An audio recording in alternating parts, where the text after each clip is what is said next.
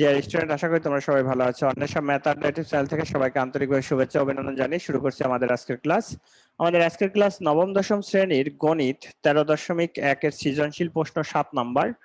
তো একটা ধারার দেওয়া আছে, কি দেখো, কোন ধারার প্রথম n পদের সমষ্টি n × n+1। সমান্তর ধারা কাকে বলে? ধারাটি নির্ণয় করো। গ নাম্বার, ধারাটি 16তম পদ কত? ধারাটি কত পদের সমষ্টি এত? তার মানে ধারাটিও নির্ণয় করতে হবে এবং 16তম পদের সমষ্টিটাও নির্ণয় করতে হবে। তাহলে এখন দেখেন যে আমাদের ক নাম্বার অঙ্কটার প্রশ্নের অ্যান্সারটা কি। সমান্তর ধারা কাকে বলে? সংজ্ঞাটা লিখতে হবে। এখানে লিখবেন কোন ধারার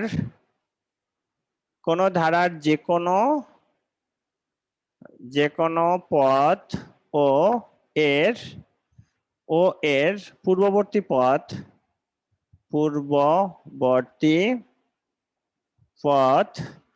মানে যে কোনো পদ ও এর পূর্ববর্তী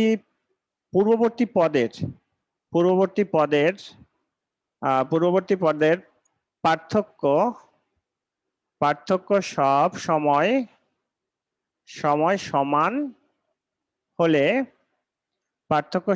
সমান হলে সেই ধারাটিকে সমান্তর ধারা বলে। সেই ধারাটিকে সমান্তর ধারা বলে। সমান্তর ধারা বলে। এই তো, এইভাবে একটা সংজ্ঞা আমরা সমান্তর ধারা লিখবো। তারপরে একটু দিতে হবে আর কি, যেমন 1 + 3 + 5 + 7 + ... একটি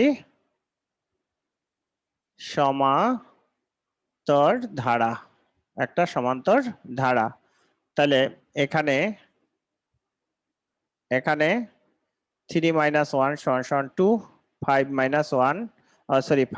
3 = 2, তারপরে 7 - 5 = 2। সাধারণ অন্তর কত? এটা সাধারণ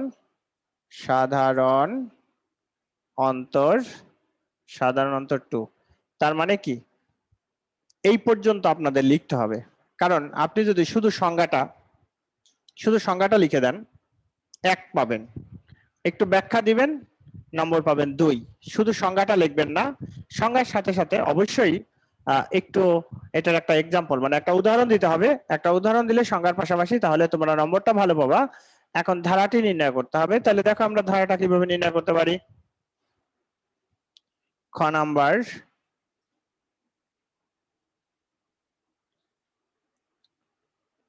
লেখো, দেওয়া আছে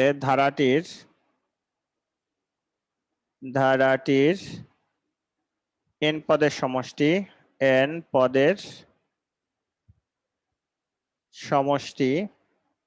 n+1 সমান কত? n² + n। তাহলে n = লিখবা যে n = 1 2 3 4 বসিয়ে পাই। তাহলে এখন যখন n = 1 হলে, দেখো n = 1 হলে প্রথম পদের n = 1 হলে প্রথম পদের সমষ্টি বা প্রথম পদের সমষ্টি না, প্রথম পদ S1 সমান কত? 1² + 1 = 2। n = যদি 2 হয়, 2 হলে দ্বিতীয় পদ S2 2² + 2 = 6 এবার তৃতীয় পদ চতুর্থ পদ নির্ণয় করো। তাহলে এখন n = যদি 3 হয়, 3 হলে তৃতীয় পদ 3² + 3, 3 × 9 = 12। n = 4 হলে চতুর্থ পদ 4² + 4 সমান সমান 20, এইভাবে ডট ডট দিয়ে যাও, মানে ধারাটা এভাবে চলতে থাকবে। তাহলে প্রথম পদ কত? ধারাটির প্রথম পদ 2, ধারাটির দ্বিতীয় পদ কত হবে? এই 6 - 2 = 4। ধারাটির তৃতীয় পদ 12 - 6 = 6। ধারাটির চতুর্থ পদ সমান কত? 20 - 12 = 8। এভাবে হচ্ছে ধারাটা চলতে থাকবে, এভাবে ধারাটা চলতে থাকবে। তাহলে এখন দেখো, আমরা এই যে সংজ্ঞাটা যে লিখছিলাম, আমি সংজ্ঞাটার এখান থেকে একটু উপরের অংশটা মুছে ধারাটি লিখে দেই, বা লেখন ধারাটি হবে, এখন এটার ধারাটা লেখো। নির্ণেয় ধারাটি এখানে আমি লিখে দিই ছোট করে, হ্যাঁ। নির্ণেয় ধারাটি 2 + 4 + 6 + 8 + ডট ডট, এই হচ্ছে ধারাটা। অর্থাৎ নির্ণেয় ধারাটি কত? 2 + 4 + 6 + 8 + ডট ডট। তো এই ধরনের অঙ্ক দেখুন, আমি যে বললাম যে তোমাদের এই সৃজনশীলগুলো প্র্যাকটিস করলেই হবে। অর্থাৎ সব রকমের অঙ্ক, যে কোন রকমের অঙ্ক হতে পারে, বিভিন্ন টেক্সট পেপার বা বিভিন্ন বইয়ের মধ্যে আছে, তোমরা এই সৃজনশীলগুলো প্র্যাকটিস করলে পরে দেখবা সবগুলো অঙ্ক তোমরা পারতেছো। শুধুমাত্র এখানে যে নিয়মগুলো আছে, এই নিয়মগুলো যদি তোমাদের মাথার মধ্যে থাকে, তাহলে তোমরা অঙ্কগুলো সব পারবা। তাহলে দেখেন, আমরা খ নাম্বারটাও করে ফেললাম। গ নাম্বারটা যদি করতে হয় তাহলে কি লাগবে? খ হতে প্রাপ্ত ধারাটি লাগবে। এই ধারাটা থেকে আমরা সাধারণ অন্তর নিতে হবে। তাহলে সাধারণ অন্তর নিয়ে এবং প্রথম পদ নিতে হবে, তারপরে আমরা 16তম পদ বের করতে পারবো।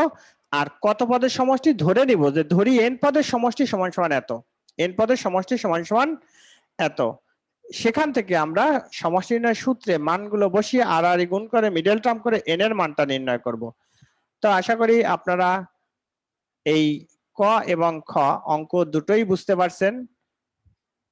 আমি এরপরে গ নাম্বারে যাব।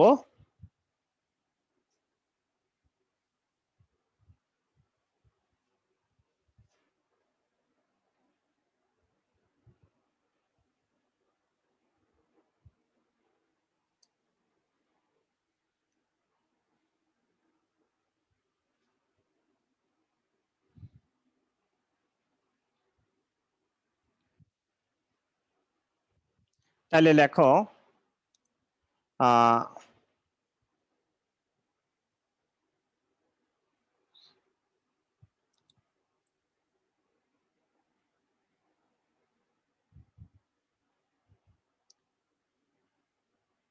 ধারাটি নির্ণয় করো।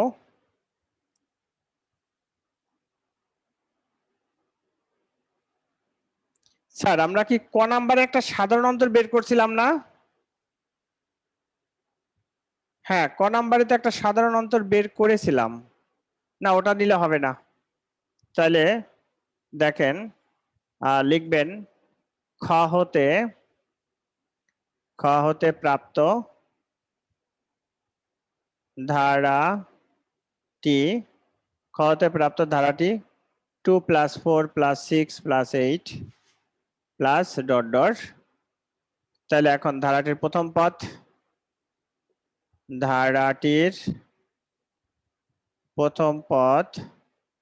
a = 2, ধারাটির সাধারণ অন্তর d = 4 -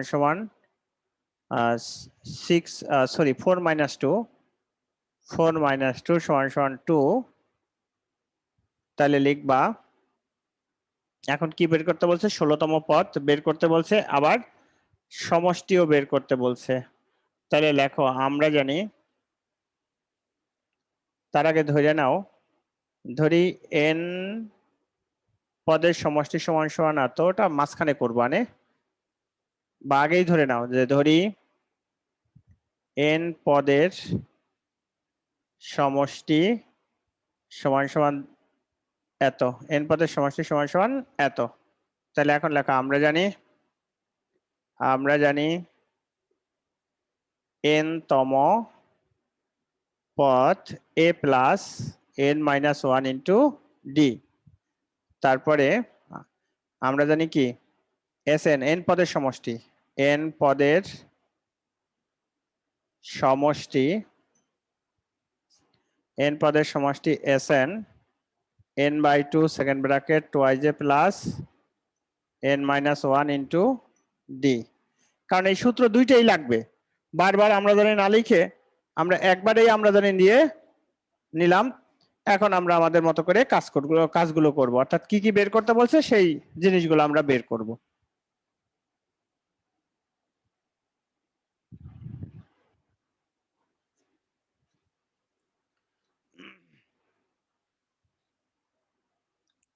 এখন সুতরাং দাও, সুতরাং 16তম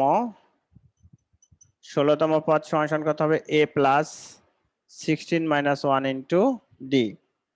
তাইলে এখন এর মান কত 2, 15 ইন্টু ডি এর মানও 2। তাহলে কত হলো 2, 15 দুগুণে 30 সমান সমান 32। এরপরে প্রশ্ন মতে এটা সমান সমান অত। প্রশ্ন মতে n by two second bracket twice a plus n minus one into d সমান সমান এত। তাহলে এখন বা n বাই টু মান বসাবো। এখন এর মান কত 2, এর মান হলো 2। তাহলে 2 into 2 plus n minus one into 2 সমান সমান 2550। তাহলে n বাই টু, এখানে দেখো 2 দোকানে 4, এখানে একটা 2 আছে না, 2 কে কমন নিব, নাহলে লেখো 2 দোকানে 4 মাইনাস প্লাস 2n মাইনাস 2 গুণ করে দিলাম 12550। এখান থেকে এখন কি থাকে দেখো, বা n বাই টু এখানে থাকবে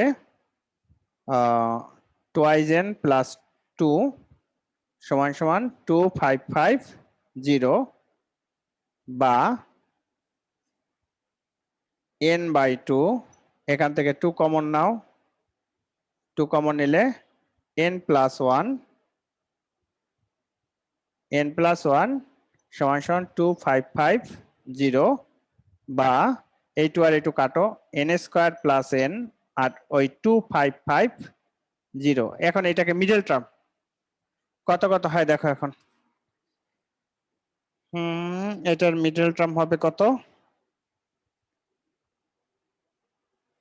50 আর 51 গুণ করলে হয় না, 51 গুণ 50, 5 একে 5, 5 5 25। হ্যাঁ, 51 আর 50, 51n মাইনাস 50n মাইনাস 2550 সমান সমান এত, বা n কমন নাও, n প্লাস 51 মাইনাস 50 কমন নাও, n প্লাস 51 সমান সমান 0 সমান সমান 0, বা n প্লাস 51 আর হচ্ছে n মাইনাস 50 সমান সমান 0। এত হয় n প্লাস 51 সমান সমান 0 অথবা n মাইনাস 50 ইকুয়াল 0। সুতরাং n সমান সমান মাইনাস 51, n সমান সমান 50। ঋণাত্মক মানটা গ্রহণ করবা না। তাহলে ধারাটির কততম পদের সমষ্টি এত লিখবা। সুতরাং ধারাটির এই যে n এর মান মাইনাস 51, এটা লিখে নাও যে এই মানটি গ্রহণযোগ্য নয়, অর্থাৎ কারণ পদ সংখ্যা কখনো ঋণাত্মক হবে না, এটা লিখে নিতে পারো।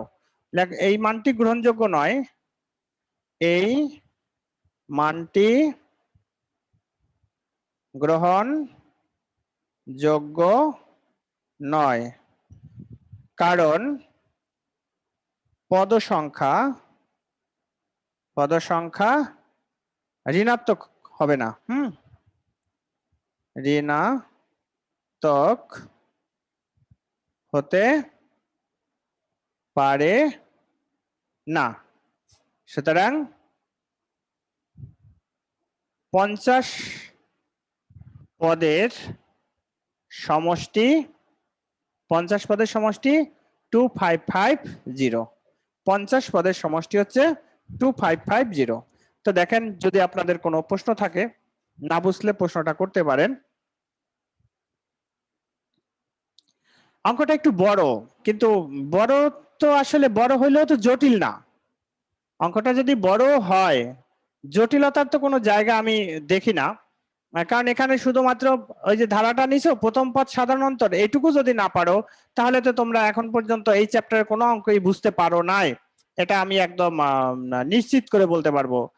তারপরে সমষ্টি নির্ণয় প্রশ্নমতে দিয়ে এই ধরনের অঙ্ক যে আমরা কত করেছি, কি পরিমাণে অঙ্ক যে আমরা এগুলো করেছি, সেটা তোমরা মানে একটু চিন্তা করলেই বুঝতে পারবা।